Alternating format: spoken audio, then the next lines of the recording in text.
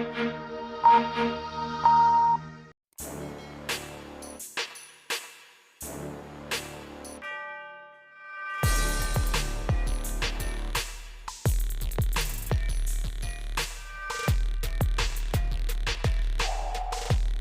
खड़े हैं बागपत जनपद की छपरौली विधानसभा क्षेत्र में। आज यहाँ पर सूबे के मुखिया माननीय योगी आदित्यनाथ जी पहुँचे थे और उन्होंने जनसंवाद कार्यक्रम के तहत लोगों से अपील की है कि वो भारतीय जनता पार्टी के प्रत्याशियों को जिताकर विधानसभा में भेजे।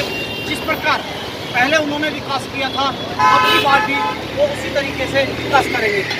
आज मुख्यमंत्री जी बागपत जनपद के दौरे पर थे और वो सबसे पहले बागपत पहुंचे हैं, जहां पर उन्होंने बड़ौत विधानसभा प्रत्याशी केपी मलिक जी के लिए वोट मांगे हैं और जनता से अपील की है कि उनको जो है जिताकर विधानसभा भेजे। उसके बाद उन्होंने सरकारी हॉस्पिटल का जो है निरीक्षण किया है कोरोना काल के चलते कि वहाँ पर क्या सुविधाएँ हैं क्या नहीं है, उसका उन्होंने बारीकी से निरीक्षण किया है। उसके बाद वो सीधे छपरौली विधानसभा क्षेत्र के बिराल कस्बे पहुँचते हैं, जहाँ पर डीएवी इंटर कॉलेज में मैं अपने कैमरामैन से कहना चाहता हूँ कि ये डीएवी इंटर कॉलेज पीछे मेरे साइड जो है उसमें उन्होंने जनता से संवाद किया है और जनता से अपील की है कि वो जो है यहाँ से भाजपा प्रत्याशी सुरेंद्र सिंह रमाला को जो है विजयी बनाकर विधानसभा में भेजे। 60 से अधिक हिंदू मारे गए थे मुजफ्फरनगर दंगे में और 1500 से अधिक हिंदुओं को जेल में बंद कर दिया था। गांव के गांव खाली हो गए थे और कैसे बंदूकों से भून रहे थे हिंदुओं को। सपा की यही पहचान है। यहां पर कभी मुजफ्फरनगर के किसानों पर, मुजफ्फरनगर के निर्दोष नौजवानों पर कभी गोली चला करके और कभी अयोध्या में राम भक्तों पर गोली चलाने का पाप भी और उसका दाग भी इनकी टोपी पर लगा हुआ है।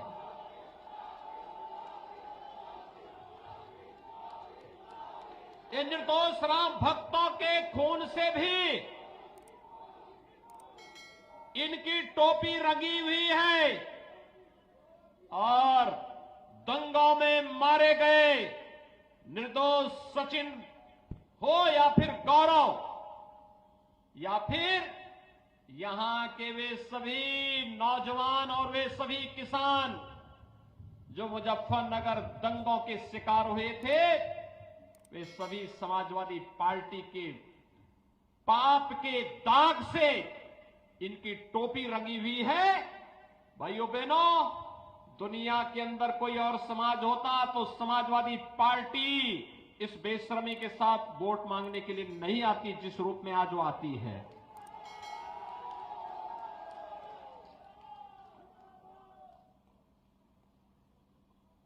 बेटियों की सुरक्षा के लिए तो खतरे थे। बेटियां स्कूल नहीं जा पाती थी। 2017 के पहले का क्या दृश्य था। और मुलायम सिंह जी कहते थे ये तो नौजवानों से गलती हो जाती है।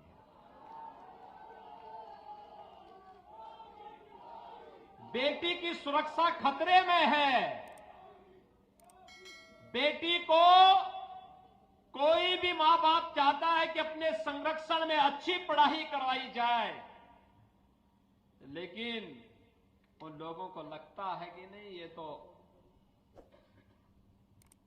इनकी संवेदना बेटियों के प्रति नहीं है, महिलाओं के प्रति नहीं है, आधी आबादी के प्रति नहीं है, इनकी संवेदना नौजवानों के प्रति भी नहीं थी। याद करिए भाइयों बहनों, जब भर्ती निकलती थी ना, तो उस भर्ती में आपके छपरौली से, आपके बागपत के नौजवान भर्ती नहीं होते थे। सब सिपाही खानदान अपने यहां से पैसा ले लेकर के भर्ती करवाता था। और हमारी सरकार बनी, अकेले बागपत के एक ही गांव के 27 नौजवान पुलिस में भर्ती हुए थे। मैं आया था डॉक्टर सत्यपाल सिंह जी के साथ। यहां का नौजवान क्यों भर्ती नहीं होगा?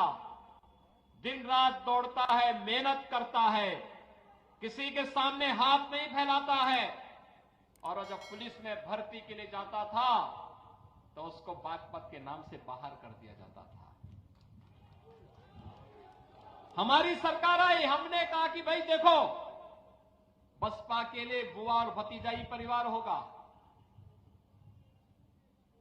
बुआ और भतीजाई परिवार होगा। दोनों में सपा बसपा में तो एक प्रतिस्पर्धा चल रही है, कौन कितने बड़े अपराधी को टिकट देते। और भाइयों बहनों, ये जो अपराधी जब सांसद विधायक बनेंगे तो क्या ये फूल की खेती थोड़े करेंगे, ये तो फिर तमंचे की ही खेती करेंगे। ये तमंचावादी ही है, वही करेंगे। और इनका उपचार भी एक ही है, और उपचार मेरे पास है, और वह है जेसीबी और बुलडोजर।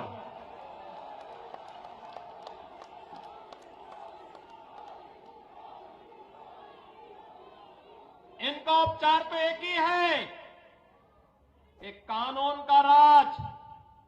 और थोड़ी भी किसी संभ्रांत व्यक्ति, सम्मानित व्यक्ति और किसी नौजवान के साथ, उसके जीवन के साथ खिलवाड़ किया, किसी बेटी की सुरक्षा के साथ खिलवाड़ किया, किसी व्यापारी का अपहरण किया, तो फिर इस स्थिति में पहुंचा दो कि वह गले में तख्ती लटका करके फिरता रहे कि साहब बकस दो, अब सब्जी बेच करके ही खानदान की परवरिश करूंगा।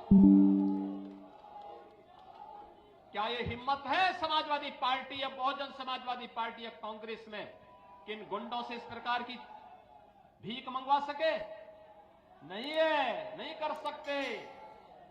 ये दल तो इन माफिया और अपराधियों के सामने नाक रगड़ते हैं, और इसीलिए माफिया और अपराधी सिर चढ़ करके प्रदेश की जनता का जीना हराम कर दिए थे। ये भारतीय जनता पार्टी की सरकार थी, इन अपराधियों को उनकी जगह पहुंचाने का काम कर दिया। से कहने के लिए कि आप सब जानते हैं कि बहुत ज्यादा हम लोग बड़ी सभाएं नहीं कर पाएंगे।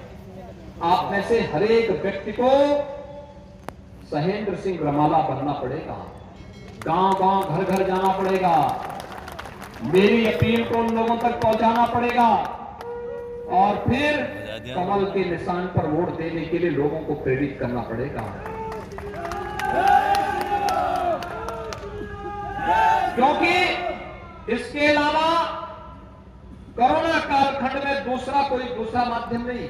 हर एक व्यक्ति को घर घर जाकर के जिम्मेदारी निभानी पड़ेगी। आपके पास स्मार्टफोन होगा, आप सोशल मीडिया में होंगे, फेसबुक पर, व्हाट्सएप पर, इंस्टाग्राम पर, जहां भी जिस भी माध्यम से हो सकता है, एक एक व्यक्ति को जोड़ करके कमल के निशान के साथ जुड़ने की अपील उनसे करिए। और क्यों? सुरक्षा और समृद्धि के लिए भारतीय जनता पार्टी ही एकमात्र विकल्प है, कोई दूसरा नहीं इसका विकल्प हो सकता। सबका कार्यकाल लोगों ने देखा है, और मेरी आप सबसे अपील होगी, आप इस पर करेंगे। क्या आप लोग सब मेरी बात से सहमत हैं? सभी लोग दोनों हाथ उठा करके, उस सड़क के उस पार भी लोग हैं बड़ी संख्या में, मेरी उनसे भी अपील होगी, क्या वे लोग सहमत हैं? सभी लोग सहमत हैं? तो मेरे साथ दोनों हाथ उठा करके बोलेंगे, भारत माता की, भारत माता की, भारत माता की। अमित शेरवा, जनवाणी न्यूज, बड़ौद, बागपत।